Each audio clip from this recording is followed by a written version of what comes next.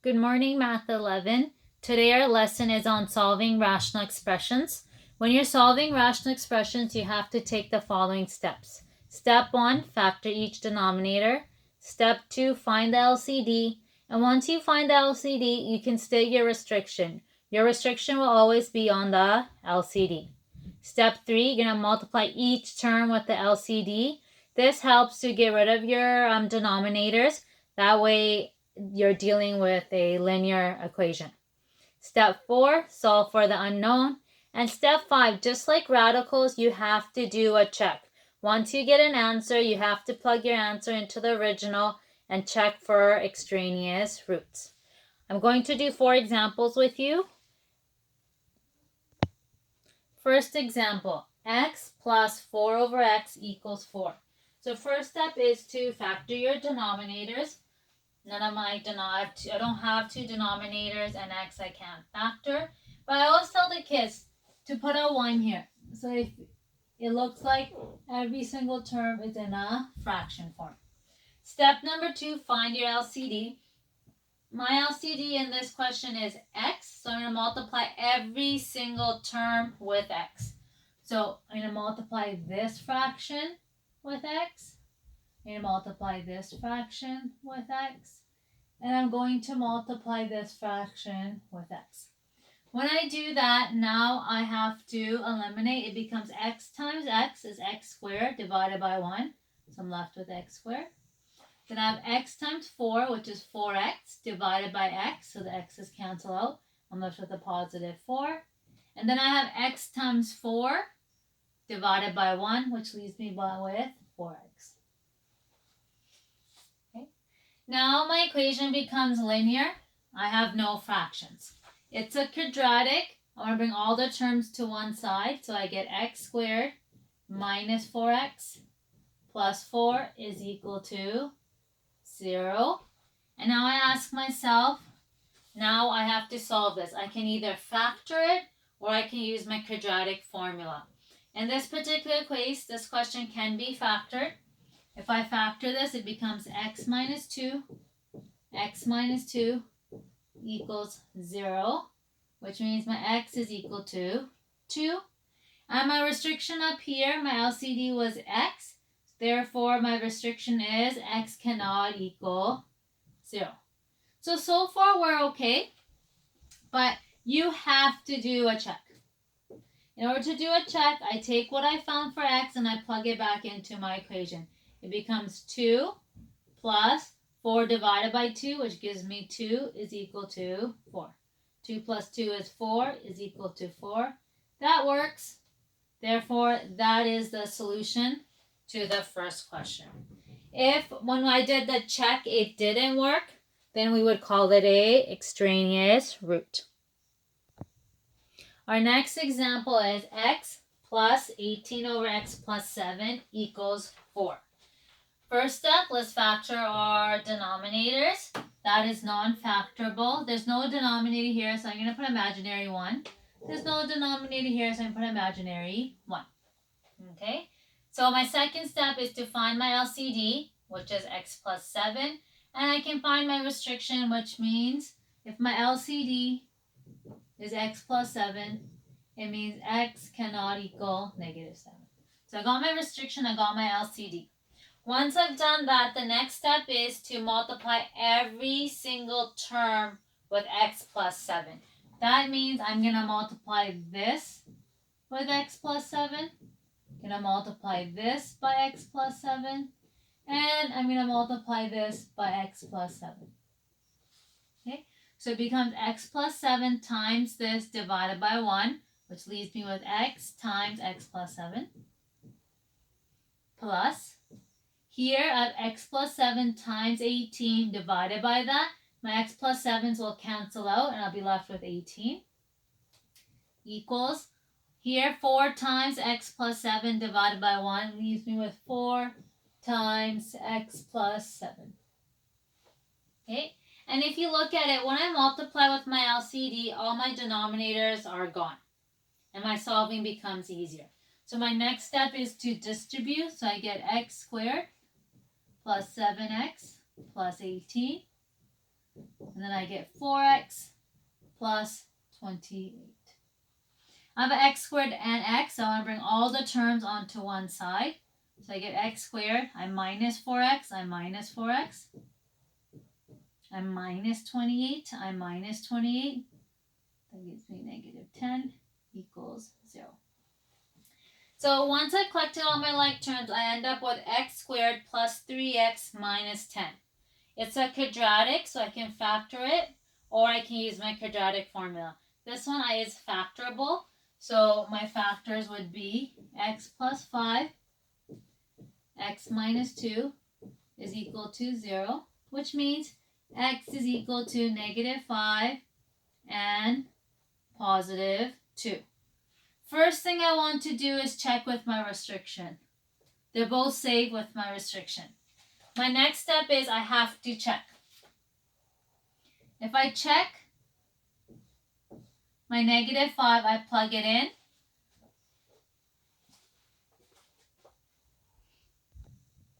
So if I do my checks now, if you look on the right hand side, I did my check with negative 5.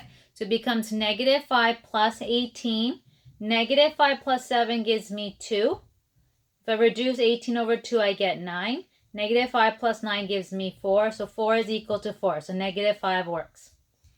If I do my check with 2, it becomes 2 plus 18. 2 plus 7 gives me 9 equals 4.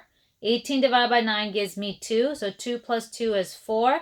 And that also works. So in this particular case, both checks came out to be true. So my final answer is x is equal to negative 5 and 2. My next example is 5 over x minus 2 equals 9 over 3x minus 6.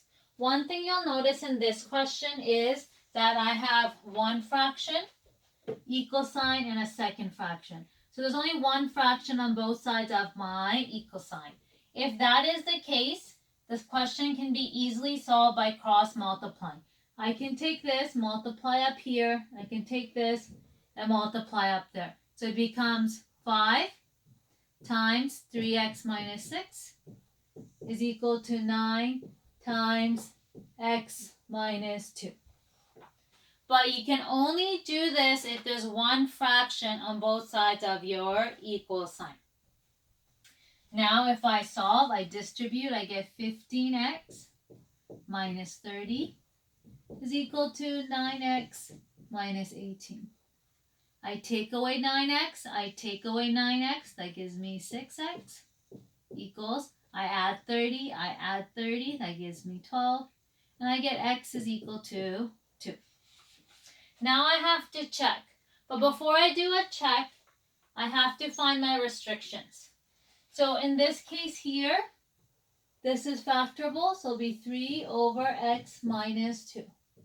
So I got x minus 2 and x minus 2. So x cannot equal 2. Before you do a check, you always want to check with your restriction. I got x equals to 2, but my restriction is x cannot equal to 2. Because my answer matches my restriction, my answer is no solution. Because as soon as I put in 2, my denominator becomes 0. 2 minus 2 is 0, and I can never have a denominator of 0. So in this particular question, my answer is no solution. My final example is 5 over x minus 1 minus 12 over x squared minus 1 equals 1. In this particular question, I cannot cross multiply. The reason is on my left-hand side, I have two fractions, and on my right-hand side, I have a single one. So you are not allowed to cross multiply. So I have to go back to my steps. My first step is to factor my denominators. If I look at this, this is factorable.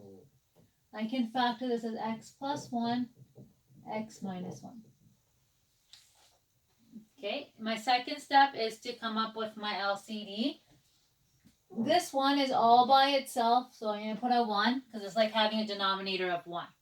So my LCD in this question is going to be, I look at all my factors and I find all the different ones. I have x plus 1 and I have x minus 1. Okay, Therefore, I know x cannot equal, my restriction will be positive and negative 1. So that's my restriction. To solve this question, my next step is to multiply every single term with my LCD. So that looks like 5 times x plus 1, x minus 1, over x minus 1, minus 12 times x plus 1, x minus 1, over x plus 1, x minus 1. And on the other side of my equal sign, it'll be x plus 1, x minus 1 over 1. So if I look at it, this cancels out. X plus 1, x plus 1, x minus 1 cancels out. Nothing cancels out on this side. So it becomes 5 times x plus 1 minus 12 is equal to x plus 1, x minus 1. Okay, now I distribute and collect my like terms. 5x plus 5 minus 12. Here it becomes x squared plus x minus s. They cancel out, minus 1. Now I have a squared. I want to bring everything onto the side of my squared. So I'm going to take my 5x over, because if I add these together, I get negative 7. So it's going to become 0 is equal to x squared minus 5x. I add 7, which will give me positive 6. So I end up with x squared minus 5x plus 6. Then I have to ask myself, can I factor this? Is it factorable? So if I factor this, which it is, I get x minus 3, x minus 2. So x is equal to 3 and 2. Those are my two possible answers. If I look with my restriction, they are not the same. So there's a chance they will work. But in order for me to be sure, I have to do my check. So now if I do my check, my first check is x equals 3.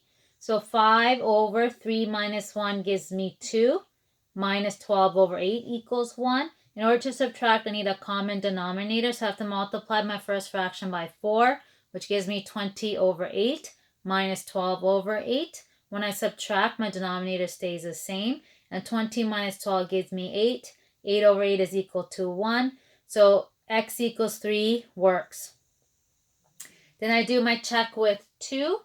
I get 5 over 1, because 2 minus 1 gives me 1, minus 12.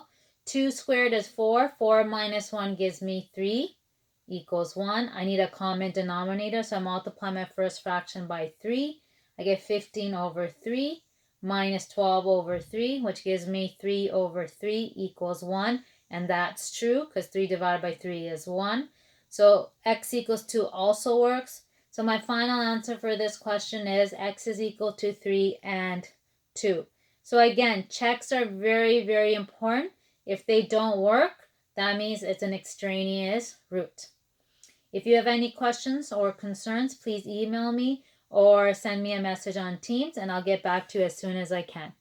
Bye.